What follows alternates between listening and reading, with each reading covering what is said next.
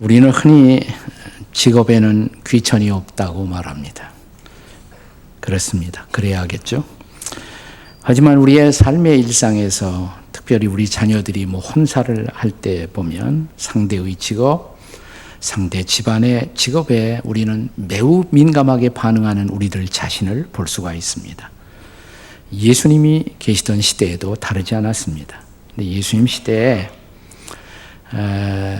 결혼 상대자로 제일 환영받지 못하던 대상이 누구냐면 세리들이었어요. 텍스 콜렉터스, 세무서 공무원들. 예수님 당시 유대 나라에는 두 가지 유형의 세리가 존재했습니다. 한 유형을 가바이라고 불렀고요. 이건 일반적인 세금을 징수하는 그런 분들이었습니다. 그런가 하면 또 하나의 유형을 모케스 이렇게 불렀습니다. 한번 따라서 해보시죠. 모케스. 이것은 세관에서 있으면서 그 지역을 통과하는 이들에게 통행세를 징수하는 세리들이었는데 이분들이 주로 과도한 세금을 징수하고 또 부를 축적함으로 유대인들의 원망의 대상이 된 것입니다. 이들은 예상 세입을 미리 산출해서 그 당시 로마의 지배를 받았기 때문에 로마 정부의 선불로 세를 헌납한 다음 통행세를 징수할 때는 온갖 명목을 붙여서 정해진 세금 외의 세를 징수함으로써 자신들의 이익을 탈취하고자 한 것입니다. 주로 유대인 세리들이 자기와 같은 동족들에게 이런 악행을 자행하므로 동족들에 의해서 마치 이방인처럼 죄인처럼 그런 미움의 대상으로 취급을 당했습니다. 세리들은 유대인 사회에서는 공민권이 주어지지 않았고 또 배심원이나 공증인도 될 수가 없었습니다. 그들은 민족의 반역자였고 로마의 하수인으로 인간 이하의 인간, 마치 짐승처럼 취급을 당했습니다. 유대인들은 세상 모든 사람이 다 변해도 절대로 변화의 희망이 없는 사람, 그들은 세리다 이런 생각을 했습니다. 그런데 이 땅에 오신 하나님의 아들이신 예수님, 그 예수님은 놀랍게도 이 세리들을 기꺼이 만나주시고 그들과 식사도 같이 하고 그들의 친구가 되어주셨고 마침내 그들을 변화시켜 인간 변화의 샘플을 보여주셨습니다. 신약 성경의 첫 번째 책이 마태복음이죠. 마태복음의 저자인 마태가 바로 세리 출신이었습니다. 그런가 하면 오늘 우리가 함께 읽은 본문의 주인공 삭개오도 그런 사람이었습니다. 오늘 본문은 이렇게 시작됩니다. 1절과 2절을 함께 보겠습니다. 같이 읽지요. 시작. 예수께서 여리고도 들어가 지나가시더라. 2절. 삭개오라 이름하는 자가 있으니 세리장이요 또한 부자라. 네, 경멸받는 세리 가운데서도 그는 으뜸가는 세리장이다. 또한 부자라. 이 부자란 것도 칭찬하는 의미로 기록한 것은 아니고요. 그가 얼마나 부당한 방법으로 부패한 탐욕으로 부자가 된 것을 암시하는 그런 대목입니다. 자, 그런데 놀라운 일이 일어났어요. 그가 예수님을 만나고 나서 마지막 8절에 이런 고백을 합니다. 본문의 8절 같이 읽습니다. 시작. 삭개오가 서서 주께 여짜오되 주여 보시옵소서 내 소유의 절반을 가난한 자들에게 주겠사오며 만일 누구의 것을 속여 빼앗은 일이 있으면 네 갑절이나 갚겠나이다. 굉장한 고백이죠. 이것은 변화된 사람이 아니고는 할 수 없는 그런 고백입니다. 성경은 이런 고백을 하고 있는 그에게 예수님이 친히 구원이 임했다라고 말씀하십니다. 9절입니다. 9절 같이 읽겠습니다. 시작.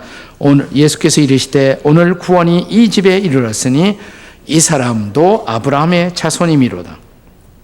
자, 그렇다면 오늘을 살아가는 여러분 또 나에게도 이런 변화, 이런 구원이 가능할 수 있을까요? 나도 새 인간, 새 인생이 될 수가 있을까요? 여기 새로운 삶애로의 초대가 있습니다.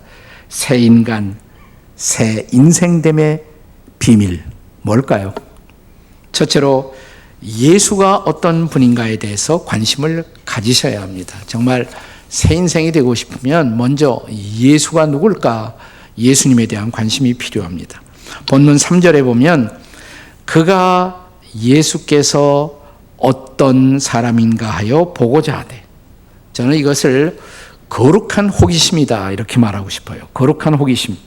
이 호기심을 가졌던 많은 사람들이 결국 새로운 인생으로 인도되었습니다. 요한복음 12장에 보시면요, 헬라인은 다른 말로 말하면 그리스인이에요. 자, 그리스인 몇 사람이 어느 날 예수님을 만나고 싶어 예수님의 제자 빌립을 찾아와서 면회 신청을 합니다. 이렇게요. 요한복음 12장 21절에 보시면 우리가 예수를 배웠고자 하나이다. 한번 다 같이 읽어보세요. 시작. 우리가 예수를 배웠고자 하나이다. 우리가 예수님 만나고 싶습니다. 저는 이것을 인류 역사사상 가장 의미 있고 가장 거룩한 면회 신청이었다라고 말하고 싶습니다. 지금도 이런 면회를 신청하는 사람마다 새로운 인생으로 초대될 수가 있습니다. 왜냐하면 성경 말씀은 우리에게 약속하기를 구하라 그러면 주실 것이요, 찾으라 그러면 찾아낼 것이요, 그 다음 같이 읽어요. 문을 두드리라 그리하면 너에게 열릴 것이니. 자, 바울 사도는 심지어 우리에게 이렇게 말합니다. 고린도후서 5장 17절에 그런즉 다 같이 누구든지 그리스도 안에 있으면 새로운 피조물이라. 보라 새 것이 되었도다. 우리 시대에 아주 영향력 있는 설교자인 존 오트버그라는 분은 아주 명절을 하나 썼어요. 그 책의 이름은 예수는 누구인가? Who is this man? 예수는, 이 사람은 도대체 누구인가? 이 책은 모두 12장으로 되어 있는데 각 장의 제목을 통해서 예수를 이렇게 소개합니다. 첫째, BC와 AD 사이에 있었던 한 사람. 둘째, 품위. 이건 세속적 품위를 말해요. 세속적 품위가 없어도 고귀한 인생을 산 사람. 셋째, 사랑 때문에 분노했던 이율배반적 긍휼의 사람. 네 번째는, 이게 재밌어요. 여자의 마음을 완벽하게 안 남자. 네, 그래서 많은 여자분들이 예수 믿는 거예요.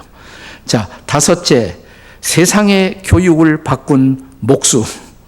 여섯 번째, 스스로 노예의 수건을 둘렀던 높으신 분.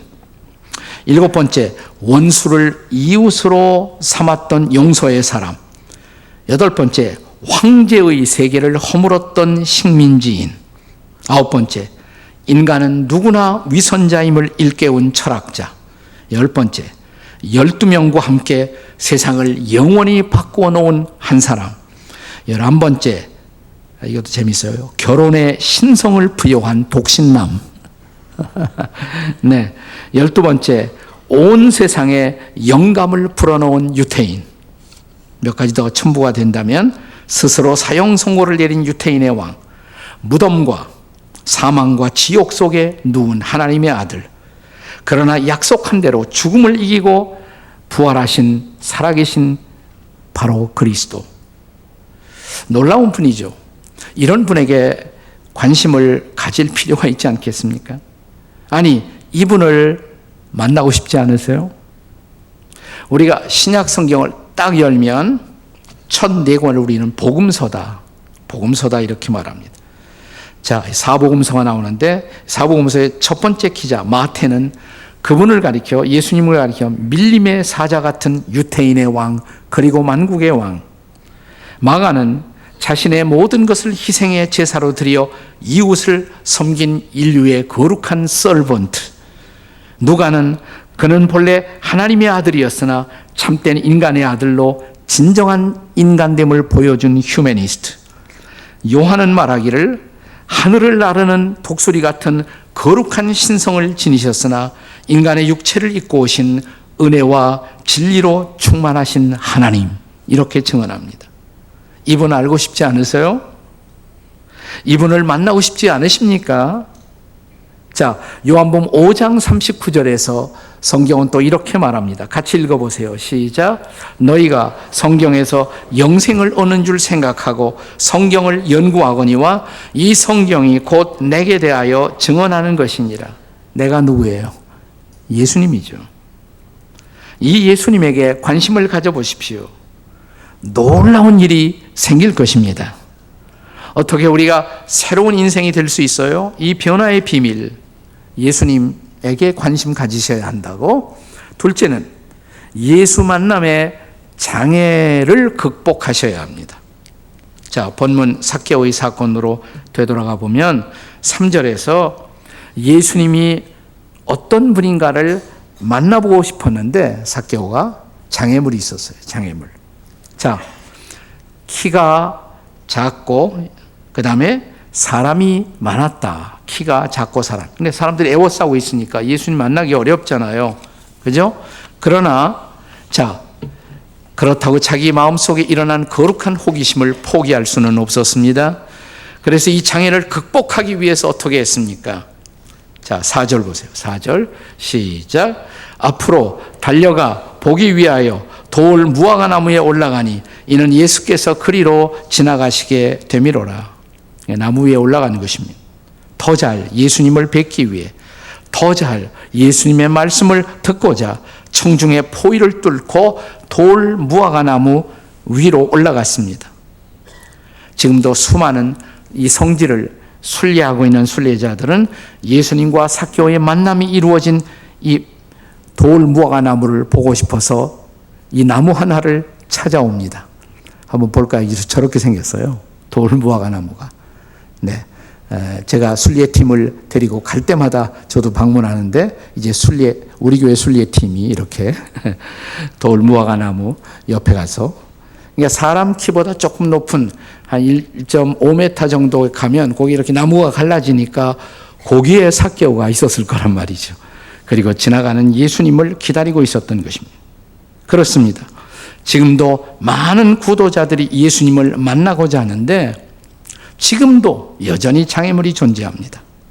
자, 삭개오에게는 예수님을 애워싸고 있었던 사람들, 그들이 장애물이었죠.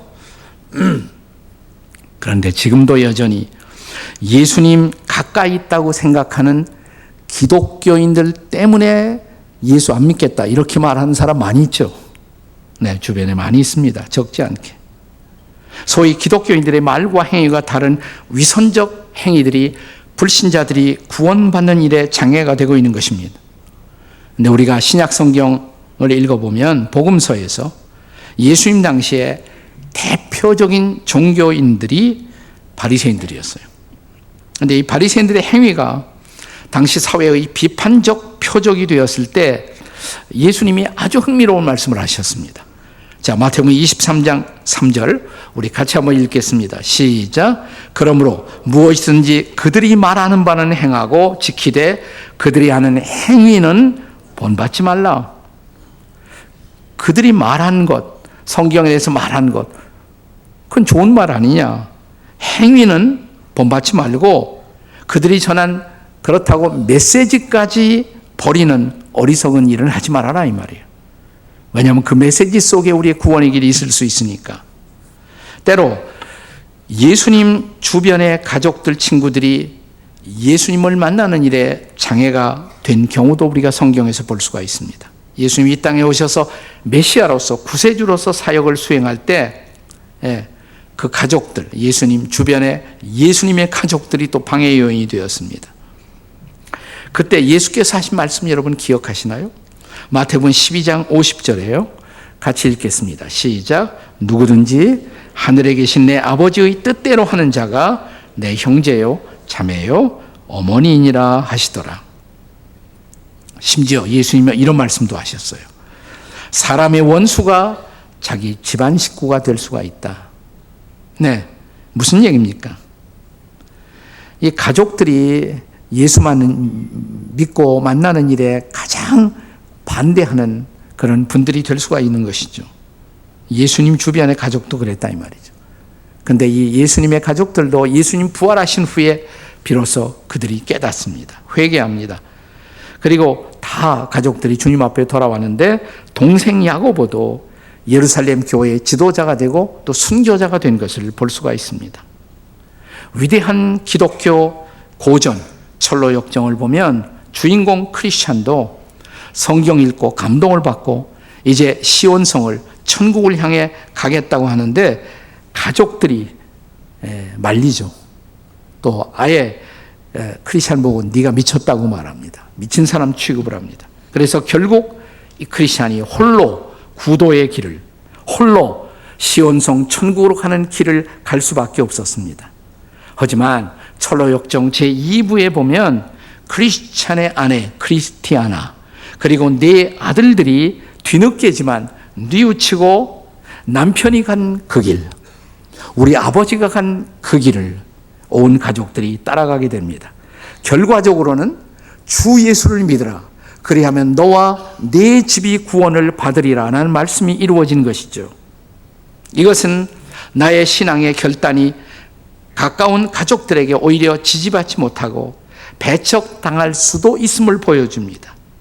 하지만 누군가 한 사람이 가족 중에 진지하게 구원을 체험하고 또 진지하게 변화되면 결국은 가족 전체가 다 구원의 길로 온다는 것을 알 수가 있습니다. 저희 가족도 그랬어요. 제가 가족 중에 처음 믿었거든요. 아무도 처음에 찬성하지 않았습니다. 네. 아무도 내 주변에 믿는 사람이 없었어요. 근데 지금은요, 내 주변에 아무리 찾아와도 안 믿는 사람이 그림자도 없어요. 다 믿어요. 이게 시작을 해야 돼. 누군가가 시작을 해야 된다는 것입니다. 여러분, 철로역정의 저자 버녀는 이런 중요한 고백을 남겼습니다. 내가 참으로 구원을 받을 수가 있다면, 그러니까 크리스찬 되기 직전의 고백이에요. 내가 참으로 구원받을 수 있다면 나는 누구라도 만나겠다. 나는 어디라도 가겠다. 나는 무엇이라도 하겠다. 주님, 내가 구원받기 전에 내 목숨을 가져가지 말아 주십시오. 장애물을 극복해야 우리가 진짜 구원의 길로 들어설 수가 있는 것입니다. 어떻게 우리가 새 인생의 길로 들어올 수가 있습니까? 세 번째 비밀은 예수를 우리 마음과 집에 영접하셔야 합니다. 본문에 나타난 삭개오가 장애물을 극복하고 무화과나무에, 돌무화과나무에 올라갔을 때 예수님의 반응입니다. 5절 같이 읽겠습니다. 5절 시작. 삭개오야 속히 내려오라. 내가 오늘 네 집에 유하여야 하겠다. 이때 삭개오가 어떻게 반응을 보였을까요? 삭개오야 자기 이름을 불렀어요. 나를 만나지도 않고 내 이름을 아시고 나를 이름으로 부르시는 분 삭개오야. 어머, 저분이 어떻게 내 이름을, 그 충격을 한번 생각해 보세요. 네. 아니, 그분이 내 이름만 알까? 내 모든 것을 알지 않을까? 분명 소문처럼 저분은 하늘이 보낸 메시아, 구원의 주님인 것을 깨닫게 되는 순간이었을 것입니다. 이제 그의 결단을 보세요. 6절입니다. 6절 같이 읽겠습니다. 시작. 급히 내려와 즐거워하며 영접하거늘. 그는 자기 집에 예수님을 모시기 전에 먼저 자기 마음에 예수님을 구주로 모시는 결단을 합니다. 그리고 9절에 드디어 예수님이 그에게 이런 선언을 하시죠. 9절 다시 한번 다 같이 시작. 예수께서 이르시되 오늘 구원이 이 집에 이르렀으니 이 사람도 아브라함의 자손이미로다. 너도 아브라함의 자손이다 이 말이에요. 너도 믿음의 자손이다 이 말이에요. 너도 하나님의 자손이다. 하나님의 자녀다 라고 선포하는 순간이에요. 요한복음 1장 12절의 말씀과도 같은 말씀입니다. 영접하는 자, 곧 그 이름을 믿는 자들에게는 어떻게 돼요? 하나님의 자녀가 되는 권세를 주셨으니. 자, 이제 삭개오는 자신의 마음에 뿐만 아니라 자신의 집에도 예수님을 초청해 모셔드립니다. 그리고 구원이 드디어 그 집에 임한 것입니다. 이제 주 예수를 믿으라. 그리하면 너와 내 집이 함께 구원을 받는 그 자리에 도달하는 것입니다. 자, 이제 우리는 이 본문의 말씀을 묵상하면서 가장 중요한 마지막 결론적 구절을 주목하셔야 합니다. 10절이에요. 10절 같이 읽겠습니다. 시작. 인자가 온 것은 잃어버린 자를 찾아 구원하려 함이니라. 인자는 예수님이에요. 예수님이 오신 이유, 잃어버린 자를 찾아 구원하려고 오셨다. 우리는 본문의 이야기를 시작하면서 본문의 스토리는 삭개오라는 세리장 한 사람이 예수님을 만나고 싶어하는 이야기, 이렇게 아마 느낌을 받으셨을 거예요. 근데 아니에요. 본문 다 읽고 나서 결론을 뒤집어야 합니다. 이건 삭개오가 예수님을 만나고 싶어하는 이야기가 아니라 예수님이 삭개오를 만나고 싶어하는 이야기예요. 이것은 삭개오가 예수님을 찾아온 것이 아니라 예수님이 삭개오를 찾아 그가 살고 있던 여리고 도성에 의도적으로 오신 것입니다. 세리 삭개오가 예수님에 대한 관심을 표명하기에 앞서서 예수님은 이미 그의 이름을 아시고 그의 인생의 갈등을 아시고 그의 인생의 고뇌를 아시고 그의 변화의 갈망도 아시고 그가 살고 있는 도시 여리고로 예수님이 그를 찾아 친히 왕림하신 사건인 것입니다. 예수님을 알고 싶으십니까? 걱정하지 마세요. 예수님이 여러분을 더 알고 싶어 하세요. 당신의 모든 것을 하시는 그분이 여러분의 이름을 부르며 이제 내 곁에 다가오십니다. 예수님 만나고 싶습니까? 걱정하지 마세요. 그가 더 여러분을 만나고 싶어 먼저 내 곁에 다가와 오늘 이 축제를 준비하고 그리고 우리에게 말씀하십니다. 그냥 내 마음만 내게 열어. 내 집도 내게 열어다오. 그러면 오늘이 구원의 날이라고, 오늘이 변화의 날이라고, 오늘이 그대와 그대의 가족들이 함께 새로운 인생으로 다시 태어나는 날이라고. 성경 고린도후서 6장 2절은 이렇게 말합니다. 보라, 지금이 은혜 받을 만한 때요. 보라, 지금이 구원의 날이로다. 오늘의 은혜, 오늘의 구원을 놓치지 마십시오. 오늘이 여러분이 새 인간, 새 인생이 될 수 있는 어쩌면 마지막 기회일지도 모릅니다. 이 기회 놓치시겠습니까? 같이 기도하시겠습니다.